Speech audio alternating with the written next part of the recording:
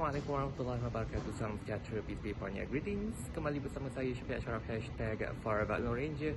Terima kasih kerana setia mengikuti saya di YouTube ini. Seperti biasa, tekanlah butang like, share, subscribe serta butang notifikasi untuk mendapat pemberitahuan setiap kali saya memuat video yang terbaru. Baiklah, selamat hari Isnin, hari yang kedua, tiga saya di Bandaraya Zurich ini. Hari ini saya nak buat kerja yang agak menarik sikit. Kalau dah tengok tajuknya pun dah tahulah. Saya nak pengembara keluar dari wilayah Zurich ini sebab nak merasalah main salji katanya.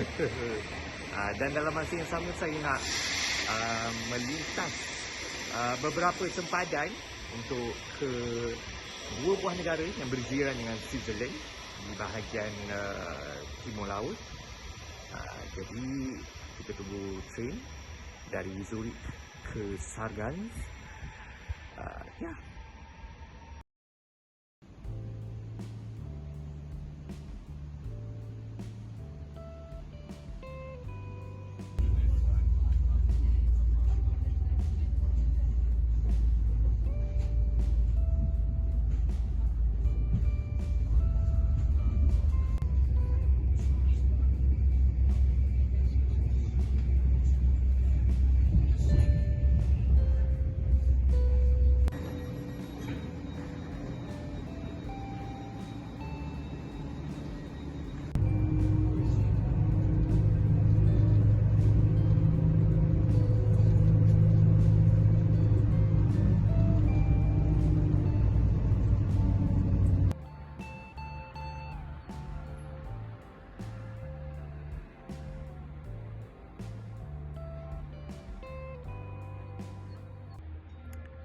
Baiklah, selepas menempuh perjalanan lebih kurang 2 jam lebih dari lapangan terbang Zurich, bertukar-tukar stesen, perjalanan tergendala kejap dekat St. Gallen sebab ada masalah teknikal dengan kereta api.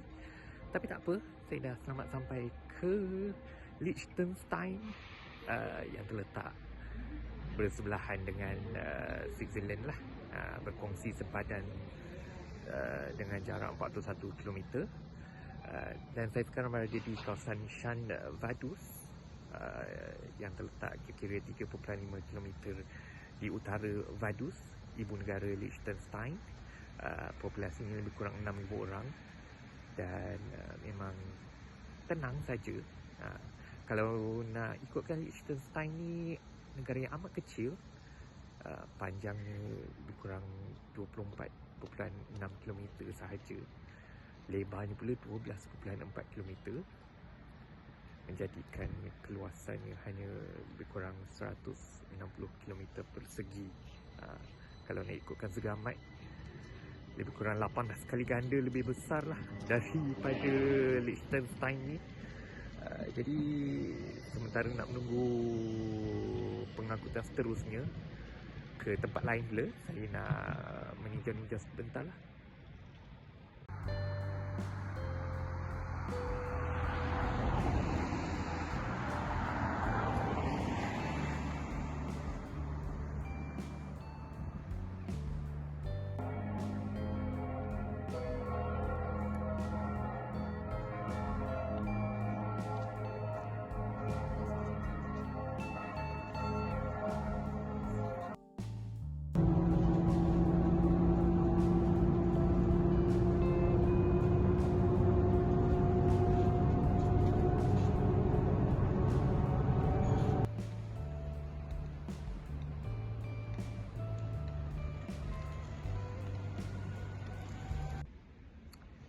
Baiklah, selepas menaiki bas dari Schan Vaduz, saya sekali lagi merentas padan dan kini saya dah pun berada di Feldkirch, iaitu satu pekan kecil di dalam negara Austria.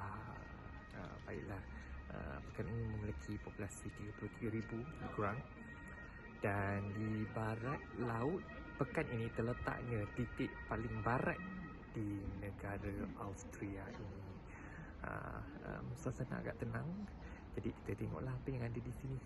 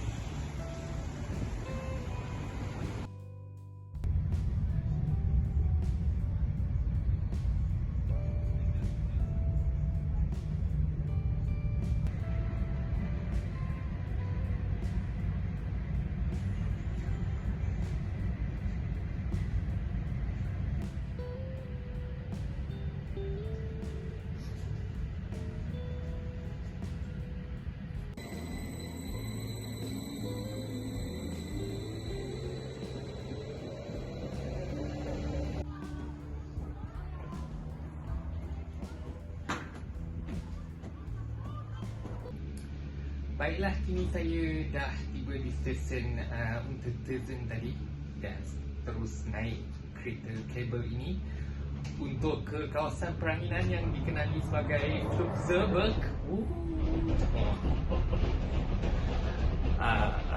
Kawasan peranginan yang boleh dikatakan antara yang dekat jugalah dengan Zurich. Di atas tu macam-macam aktiviti musim sejuk lah yang anda boleh buat. Jadi kita naik dan nikmati pemandangan di Flugzeburg Untertürzen ni.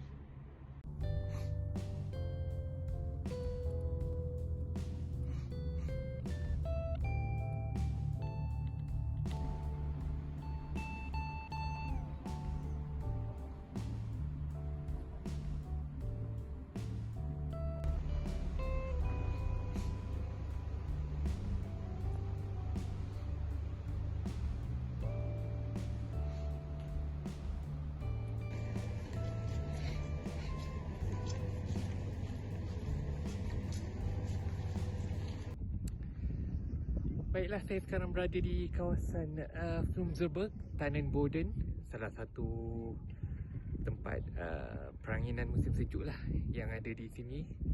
Ketinggiannya kira-kira 1.34 km dari aras laut dan gunung-ganan di sekelilingnya boleh mencecah sehingga 2.2 hingga 2.5 km dari aras laut.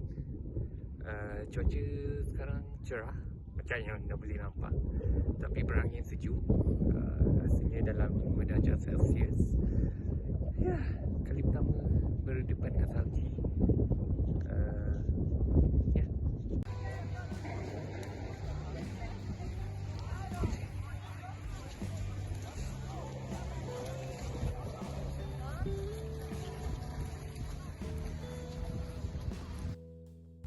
Baiklah, ya, saya akan cuba untuk menaiki kereta luncur salji ni sekali sahaja untuk merasai pengalaman bermain dalam salji. Berat je benda alah ni, amat berat. Jadi, ya, jom kita cuba di Flugzeburg ni.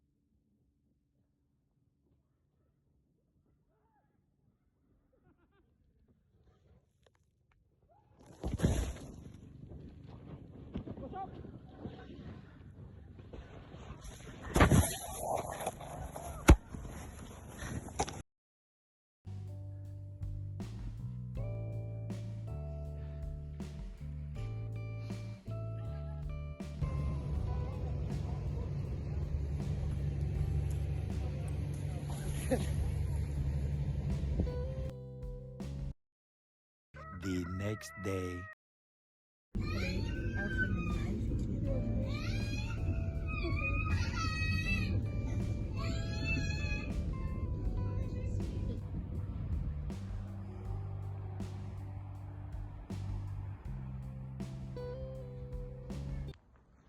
Baiklah, selamat pagi.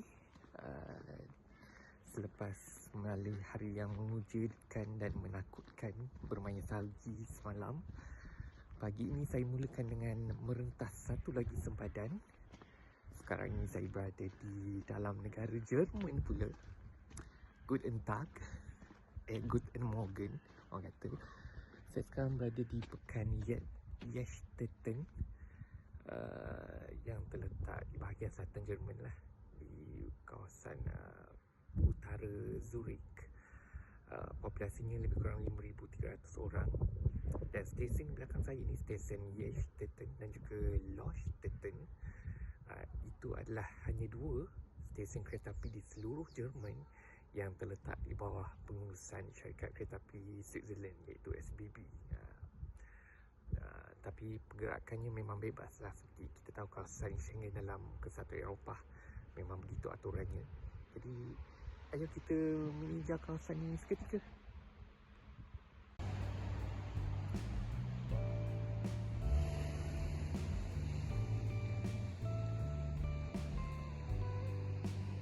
Sementara menunggu train untuk balik ke Zurich, rasanya eloklah saya ceritakan sedikit pengalaman main kereta salji ataupun sled di Flensburg semalam. Mula-mula agak mengujakan dan saya pun teragak-agak jugalah pada mulanya, sebab saya rasa dah dapat tengok salji pun dah cukup memuaskan hatilah. Tapi dah lalang sampai tu saya macam fikir macam cuba je lah kan. Jadi pergilah.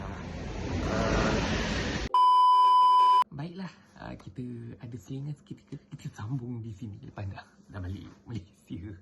Sebab saya baru perasan saya terlupa nak menyambung perbualan tu disebabkan oleh gangguan bunyi dekat stesen Jestetten tu. Baiklah, okey, sambung cerita. Naik kereta kabel untuk ke kawasan permulaan sled tu. Pada sewa sled tu 17 franc. Lepas tu harga untuk perjalanan sekali percubaan kawasan sled tu ataupun tobogan dalam bahasa Jerman 16 franc setengah. Jadi naiklah.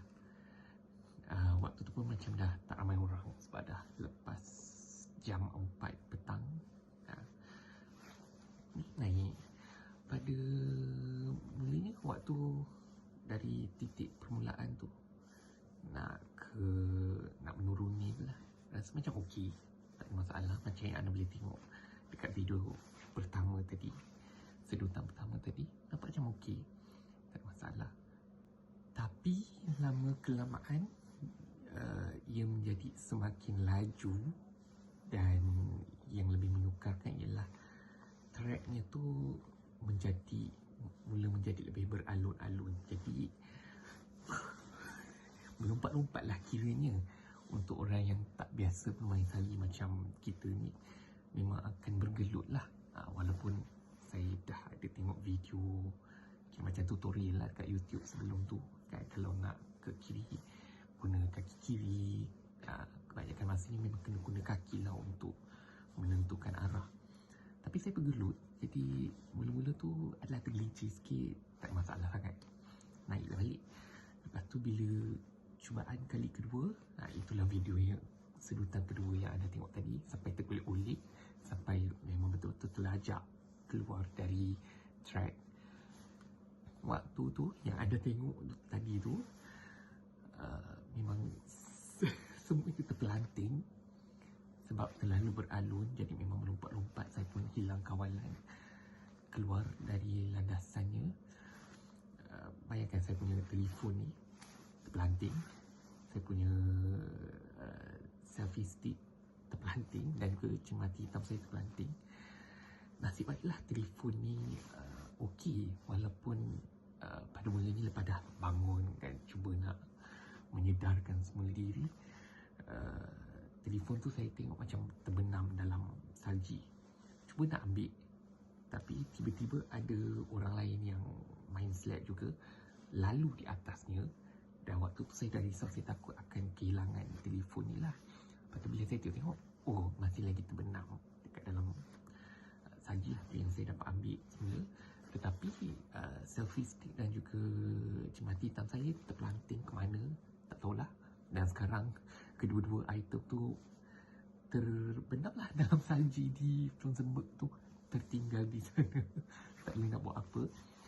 Nasib baik kedua-dua tu saya beli kat Shopee je, harga taklah mahal sangat kan, jadi taklah terasa sangat. Jadi lepas tu saya melihat bahawa okey, ini aktiviti yang amat bahaya untuk orang yang tak biasa terutamanya. Jadi saya berjalan sahajalah untuk menghabiskan sisa-sisa yang ada, trek yang ada tu. Tapi saya baru sedar yang trek itu amat panjang, 3 km. Jadi untuk berjalan memang akan mengambil masa yang amat panjang. Dan saya cuma ada masa sampai pukul 5 petang. Sebab sebelum pukul 5 saya kena pulangkan balik sled tu.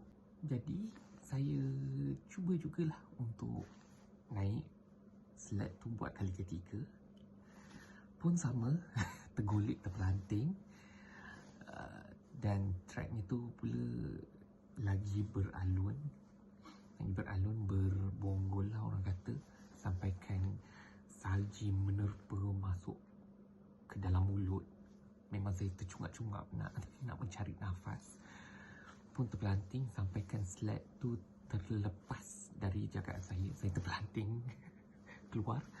Benda alat tu terus mengikut laluan. Memang terpaksa mengejar lah, dengan tercungap-cungap, dengan rasa takutnya. Dan dapat tangkap. Memang saya rasa tercungap-cungap dengan air. Bekalan air dah habis, dah tak ada air untuk diminum. Sampai terbatuk-batuk. Dan waktu tu saya rasa macam nak muntah. Punyalah huru-haranya, haru birunya keadaan waktu tu. Dan satu section track selepas tu dah diletakkan papan tanda amaran curam. Slope dia steep slope. Waktu tu saya dah macam, aku nak buat apa ni? Jadi saya berjalan kaki, berjalan sambil membawa sled tu, membiarkan ia meluncur lah dekat atas track. Pegang tali tu, biarkan dia meluncur, jangan terlepas. Jalan-jalan, ada macam satu ruang untuk pit stop kejap lah. Saya cuba tenangkan diri, mikirkan berapa jauh lagi track dekat depan ni, sampai bila nak berjalan. Dan saya fikir nak tak nak kena naik juga untuk habiskan dengan seberapa cepat yang boleh. Lepas dah tengok banyak sled turun, ramai orang menuruninya. Okey, saya cuba perhatikan macam mana mereka ni kawal benda Allah tu kan. Kalau yang budak-budak macam mana kan. Okeylah, okey, guna kaki. Dan saya cuba tenangkan diri dan pastikan sled tu bergerak secara perlahan. Memang menggunakan kaki sampai ada masa tu kaki saya dah nak kejam, cramp lah. Memang amat menyakitkan lah. Cuba untuk habiskan. Alhamdulillah selesai. Saya pulang ke balik dan memang akak dekat kaunter tu tanya, how was it? It was scary and so fast. Saya cakap memang laju. Dan apa yang anda lihat tadi tu, sedutan tadi tu, itu hanya bingkisan sahaja daripada pengalaman saya. Amat menakutkan. Lagi menakutkan daripada terjun udara dekat Auckland tu. Tanpa diragui lagi. Itu yang boleh saya gambarkan. Amat menakutkan. Kalau nak cuba lagi, saya rasa saya kena cuba di tempat yang lebih landai.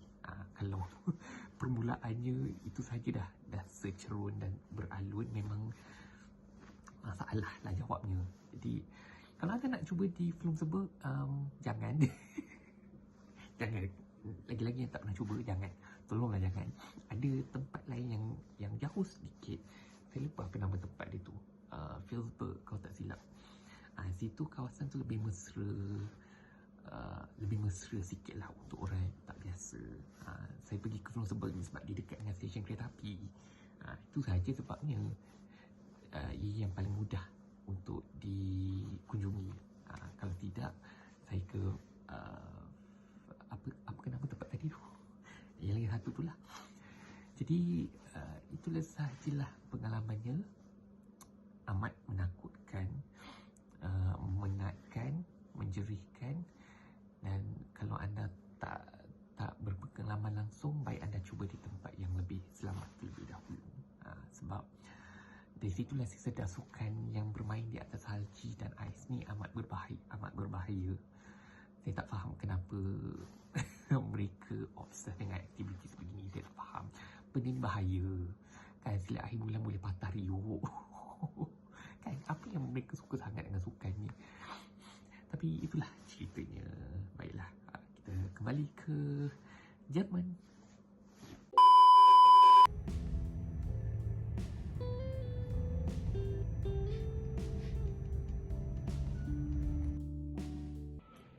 Baiklah, tiba masa untuk saya meninggalkan kota Zurich ini. Tetapi pengembaraan saya di Switzerland belum habis lagi. Kerana selepas ini saya nak bergerak ke kota yang seterusnya. Ke mana? Anda kena tunggu episod yang seterusnya lah. Jadi seperti biasa, terima kasih kerana menonton saya di YouTube ini. Seperti biasa, tekanlah butang share, like, subscribe. Salam mesra dari Zurich, Switzerland. Pada saya Syafiq Ashraf, #Forever Lone Ranger.